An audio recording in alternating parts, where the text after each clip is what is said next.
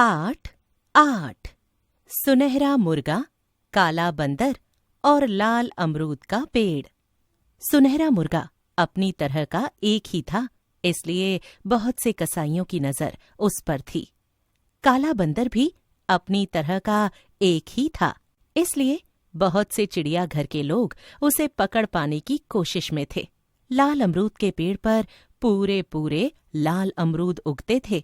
उस जैसा भी कोई दूसरा पेड़ वहां नहीं था, इसलिए फल वालों से लेकर स्कूल के बच्चों तक को उसके अमरूदों का लालच था। पर उन तीनों ने मिलकर एक ऐसी योजना बना रखी थी कि कोई उनका कुछ नहीं बिगाड़ पाता था। जब कोई कसाई मुर्गे को पकड़ने के लिए आता तो पेड़ उसे लुभाने के लिए 2-3 पके अमरूद नीचे टपका देता। उन अमरूदों की खुशबू ही ऐसी थी कि कसाई पहले अमरूद चखने में लग जाता। उस बीच बंदर 2-1 कच्चे अमरूद तोड़कर इस तरह उसके सिर का निशाना बनाता कि कसाई तो अपना होश भूल जाता। आखिर जब वह ऊपर की ओर देखता तो बंदर मुर्गे को पीठ पर बिठाए मुंह बिचकाता नजर आता। वह हार कर वहां से चलने लगता तो उसे पता चलता कि उसका थैला भी गायब है। थैला उसके औजारों समेत पेड़ की सबसे ऊंची शाखा पर लटक रहा होता। साथ ही पेड़ साए साए करता उसकी हालत का मजा ले रहा होता। जब चिड़ियाघर के लोग बंदर को घेरने के लिए आते तब पेड़ उसे अपनी पत्तियों और शाखाओं में छिपा लेता। किसी की उस पर नजर ही न पड़ती। नीचे मुर्गा जोर जोर से पंख फड़फड़ाकर इतनी धूल उड़ा देता कि उनके लिए वहां खड़े होकर सांस लेना मुश्किल हो जाता। आखिर वे वहां से हटने लगते तो पेड़ अपने सबसे पिलपिले अमरूद नीचे टपका कर उन्हें फिसला देता।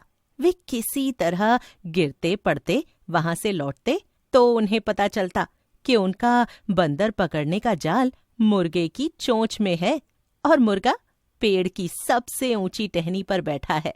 थोड़ी दूर जाने पर उन्हें पीछे से मुर्गे की बांग सुनाई दे जाती। लगता जैसे मुर्गा उनका मजाक उड़ा रहा हो। इसी तरह जब फल वाले या स्कूल के बच्चे पेड़ से अमरूद तोड़ने के लिए आते तब पहले उनका सामना बंदर से होता। बंदर इस तरह उनके इर्द गिर्द चक्कर काटता और उन्हें डराता धमकाता कि उनका पेड़ के नजदीक जाने का हौसला ही न पड़ता। अगर उन लोगों के पास अपना कोई खाने पीने का सामान होता तो उसे भी वह चट कर जाता। मौका लगने पर किसी के बाल नोच देता, किसी के कान उमेट देता। फिर भी वे लोग पेड़ के नजदीक पहुंच जाते तो वहां उन्हें मुर्गा बेजान सा तड़पता नजर आता। मुर्गे की चोंच एक अमरूद में होती, जैसे कि अमरूद खाकर ही उसकी यह हालत हुई हो। लोग बीमारी के डर से अमरूद तोड़ने का इरादा छोड़कर वहां से लौट पड़ते। लौटते हुए यह और पता चलता कि अमरूदों के लिए जो टोकरी साथ लेकर आए थे वह बंदर के सिर पर है और बंदर एक मस्खरे की तरह आवाजें पैदा करता पेड़ की सबसे ऊंची डाल पर बैठ टांगे हिला रहा है। इस तरह वे मजे में दिन काट रहे थे कि एक दिन खूब घनी घटा घिर आई।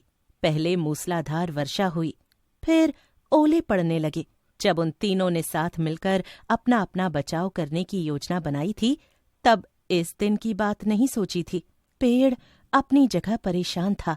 ओलों से उसके सब अमरूद नष्ट हुए जा रहे थे। बंदर का अपनी जगह भीग भीग कर बुरा हाल था। ऊपर से ओलों की मार उसकी जान ले रही थी। मुर्गा अपनी जगह परेशान था। वर्षा से भारी होकर उसके पंख ही नहीं खुल पा रहे थे। ऊपर से ओलों की झड़ी उस पर गोलियां दाग रही थी। ये दोनों छुटकू किसी काम के नहीं। पेड़ ने झल्ला कर सोचा। मैंने आज तक हर मुसीबत में इनकी जान बचाई है, पर आज मुझ पर इतनी बड़ी मुसीबत आई है तो इन्हें अपनी अपनी पड़ी है। एक बार मेरा हाल तक नहीं पूछा, मदद करना तो दूर रहा। मैंने भी क्या साथी चुन रखे हैं, बंदर ने ठंड से कांपते हुए अपने से कहा। एक पेड़ है जो जमीन में गड़ा होने की वजह से सुरक्षित है, दूसरा पक्षी है जिसे आकाश में उड़ सकने के कारण कोई खतरा नहीं है। आज तक मुझसे तो ये अपनी रखवाली कराते रहे हैं, पर आज मुझ पर इतनी सख्त मुसीबत पड़ी है तो दोनों चुपचाप ताकते हुए मजा ले रहे हैं, पर कुछ कर नहीं रहे। बंदर का और पेड़ का तो हमेशा का साथ है। मुर्गे ने त्योरी डालते हुए मन में कुड़कुड़ाना शुरू किया। मैं क्यों बेवकूफ बनकर इन दोनों के बीच फंसा हूँ? आज तक मैं तो इनकी हर मुसीबत को अपनी मुसीबत समझता आया हूँ, पर आज जब मेरी जान पर बनी है तब दोनों को जैसे मेरा पता ही नहीं। मजे से बारिश में नहा रहे हैं और मेरी बात तक नहीं पूछ रहे। तीनों इतने नाराज थे कि आपस में उन्होंने बात तक नहीं की। पेड़ चुपचाप अपने अमरूद नष्ट होते देखता रहा। बंदर चुपचाप ठिठुरता रहा। मुर्गा चुपचाप कुड़ता रहा। थोड़ी देर में ओले थम गए, बारिश भी रुक गई, पर तीनों में फिर भी कोई बात नहीं हुई। पेड़ को चिढ़ हो रही थी कि उसके इतनी बारिश झेलने के बाद भी बंदर उस पर बोझ बनकर लटका है। मुर्गा उसके तने से अपने पंख खुजला रहा है। बंदर को गुस्सा आ रहा था कि उसे तो ठंड के मारे सन्नीपात हुआ जा रहा है, और पेड़ है कि अब भी उस पर बूंदे टपका रहा है। मुर्गा है कि अब भी पंखों से छींटे ऊपर उड़ा रहा है। मुर्गे को कुड़न हो रही थी कि पानी की मार से उसका तो जिस्म जवाब दे रहा है, और पेड़ ने जरा सी भी जमीन उसके लिए सूखी बचाकर नहीं रखी। बंदर से इतना तक नहीं हो रहा कि उसे वहां से किसी और सुरक्षित जगह पर ही पहुंच। अगले रोज तक पेड़ की टहनियां सूख गईं, बंदर का जिस्म सूख गया, मुर्गे के पंख सूख गए, मगर तीनों ने आपस में फिर भी कोई बात नहीं की। पेड़ सोचता रहा, अब आए इन दोनों पर कोई मुसीबत तो देखूंगा अपने को कैसे बचाते हैं। मैं अब इनकी कोई मदद नहीं करने का। बंदर भी यही सोचता रहा, मुर्गा भी। उसी रोज एक कसाई आया। वह मुर्गे की तरफ बढ़ा तो पेड़ ने अमरूद नहीं टपकाए, न बंदर ने मुर्गे को अपनी पीठ पर लिया, न ही कसाई का थैला उड़ाया। मुर्गा कसाई के थैले में बंद हो गया तो दोनों ने सोचा, अब पता चलेगा।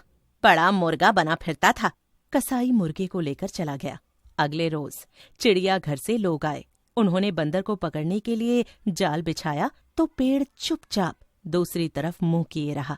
बंदर ऊपर की टहनी की तरफ लपका तो पेड़ ने वह टहनी ही टूट जाने दी। थोड़ी देर में बंदर जाल में था और चिड़ियाघर के लोग घसीटते हुए उसे लिए जा रहे थे। पेड़ ने उसकी यह हालत देखी तो मुस्कुरा दिया। मन में उसने सोचा, अब रात दिन पिंजरे में रहना पड़ेगा तो इसे होश आएगा। बड़ा बंदर बना फिरता था। अगले रोज बहुत से लोगों ने पेड़ को घेर लिया।